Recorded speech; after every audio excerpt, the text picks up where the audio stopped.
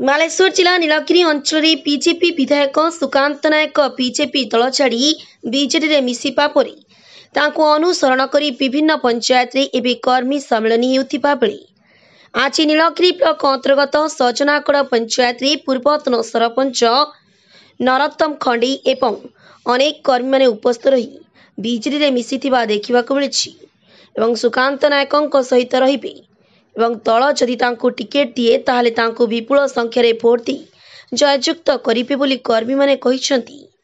ଏହି କାର୍ଯ୍ୟକ୍ରମରେ ଉପେନ୍ଦ୍ର ନାୟକ, ସଞ୍ଜୟ ନାୟକ, ଚିନ୍ମୟ ସିଂ ଏବଂ ଅନ୍ୟ ସମସ୍ତ ସଦସ୍ୟମାନେ ଉପସ୍ଥିତ ରହି ସହଯୋଗ କରିଥିବା ଦେଖିବାକୁ ମିଳିଛି। ଆମେ ଜାଣିଛୁ ଆଜି ପର୍ଯ୍ୟନ୍ତ ଯେତେ ଜଣ ବିଧାୟକ ନିଯୁକ୍ତ କରିଛି ସୁକାନ୍ତ ନାୟକ, ଯାହାର ଯେତେବେଳେ ଯେକୌଣସି ସମୟରେ ଅସୁବିଧା ପଡ଼ିଛି ସିଏ ଆପଣମାନଙ୍କ ସେବାରେ ଅଛି। ତେଣୁ ଆଜି ଆମେ ପ୍ରତିଜ୍ଞା କରିବା ଯେ ଆଉ ଥରେ ସଂକଟରୁ ସୁକାନ୍ତ ନାୟକଙ୍କୁ ଆମେ ଜିତେଇବା। ଏ କଥା ସମସ୍ତେ ଆଜି ମା ଭୋଲାଚଣ୍ଡୀଙ୍କ ନିକଟରେ ପ୍ରତିଜ୍ଞା କରନ୍ତୁ। ବନ୍ଧୁଗଣ, ଆଜି ସମୟ ଆସିଛି ଯେ ବିଜେଡିର ଏମଏଲଏ ହେଲେ।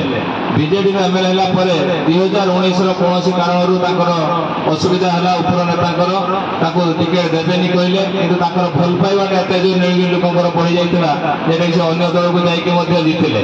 କିନ୍ତୁ ସେ ଯେହେତୁ ତାଙ୍କର ମନ, ଦେହ, ପ୍ରାଣ ସବୁ ଜନତା ଦଳ ପ୍ରତି ଅଛି ଏବଂ ବିଜେଡି ପ୍ରତି ଅଛି, ତେଣୁ ଆଜି ନବୀନ ବାବୁ ତାଙ୍କୁ ଡାକିଲେ ତମେ ପଳେଇ ଆସ, ଆମ ବିଜୁ ପରିବାର ସହିତ ଆମେ ଏକ ହେଇକି ରହିବା ଏବଂ ତମେ ନୀଳଗିରି ଲୋକଙ୍କର କିଛି ସେବା କର। ତେଣୁ ଆମର ନବୀନ ବାବୁ